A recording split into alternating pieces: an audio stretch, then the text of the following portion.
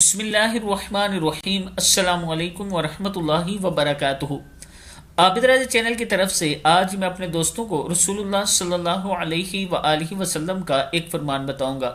آپ دوستوں نے اس پر ضرور عمل کرنا ہے۔ رسول اللہ صلی اللہ علیہ وآلہ وسلم نے ارشاد فرمایا، جو شخص بستر پر جاتے وقت 3 بار یہ کلمات پڑھے تو اس کے گناہ بخش دیے جاتے ہیں، اگرچہ سمندر کی جاگ کے برابر ہوں یا ریت کے ٹھیلوں یا درخت کے پتوں کے برابر یا ایام دنیا کے برابر ہوں۔ دعا کیا ہے؟ استغفر اللہ العظیم الذی لا الہ الا هو الحی القیوم واتوب الیہ۔ میں اللہ تعالی عظمت والے سے بخشش مانگتا ہوں، اس کے سوا کوئی معبود نہیں، وہ زندہ قائم رکھنے والا ہے اور میں اس کی بارگاہ میں توبہ کرتا ہوں۔